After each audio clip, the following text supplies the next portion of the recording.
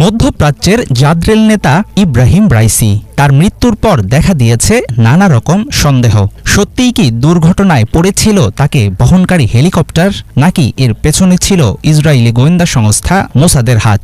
এমন জল্পনা কল্পনার মধ্যে সামনে এলো দুর্ঘটনা নিয়ে ইরানের তৈরি প্রথম সরকারি তদন্ত প্রতিবেদন। 23 মে বৃহস্পতিবার ইনভেস্টিগেশন রিপোর্টটি প্রকাশ করে ইরানের সশস্ত্র বাহিনীর জেনারেল স্টাফ। প্রতিবেদনে বলা হয়, ঘটনার দিন রাইসিকে বহনকারী হেলিকপ্টারটি পূর্বনির্ধারিত ফ্লাইট রুটেই ছিল। প্রেসিডেন্টের বহরে থাকা অন্য দুই হেলিকপ্টারের সাথে দুর্ঘটনার 1.5 মিনিট আগেও কথা হয় বিধ্বস্ত হেলিকপ্টারের পাইলটের। সশস্ত্র বাহিনীর প্রকাশিত প্রতিবেদনের তথ্য বলছে, বিধ্বস্ত হেলিকপ্টারে পাওয়া যায়নি বুলেট কিংবা এমন কোনো আঘাতের চিহ্ন। একটি পাহাড়ে ধাক্কা খেয়ে বিধ্বস্ত হওয়ার পরপরই সেটিতে আগুন ধরে যায়। উদ্ধার অভিযান ব্যাহত হওয়ার মূল কারণ ছিল বৃষ্টি, ঘন কুয়াশা ও পাহাড়ি অঞ্চলের নিম্ন তাপমাত্রা।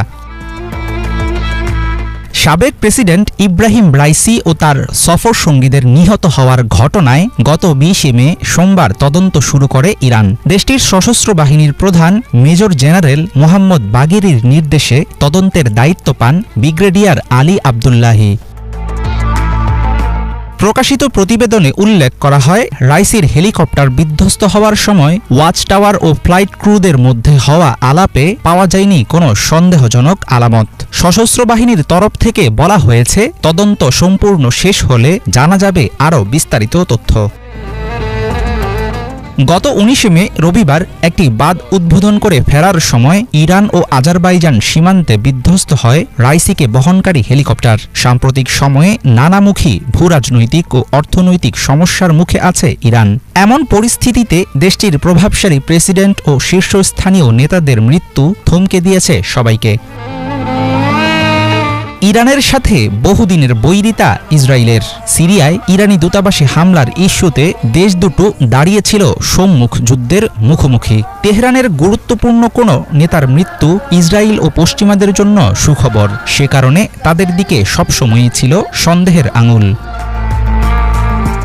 রাইসির মৃত্যুতে হাত নেই ইসরায়েলের। তেল আবিবের এমন দাবির পরেও বিশ্বজুড়ে উঠেছে ষড়যন্ত্র তত্ত্বের ঝড়। ইসরায়েলের সম্পৃক্ততার ন্যূনতম আশঙ্কা পুরো অঞ্চলকে ঠেলে দেবে নতুন সংকটের দিকে।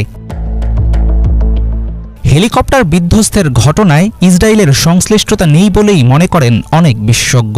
তাদের দাবি, কোনো ক্ষমতাসীন প্রেসিডেন্টকে হত্যার ইতিহাস নেই মোসাদের। তেল আবিব জানে, এমন ঘটনার পরিণামে সূত্রপাত ঘটবে সরাসরি যুদ্ধের। গাজায় আগ্রাসনের মধ্যে দুই ফ্রন্টে নিজেদের জড়াতে চাইবে না ইসরায়েল।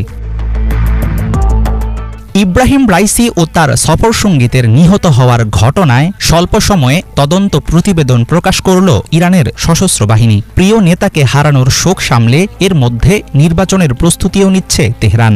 সম্পূর্ণ রিপোর্ট প্রকাশ হলে জানা যাবে দুর্ঘটনার বিস্তারিত তথ্য। হাফিজুল ইসলাম, বাংলা ভিশন।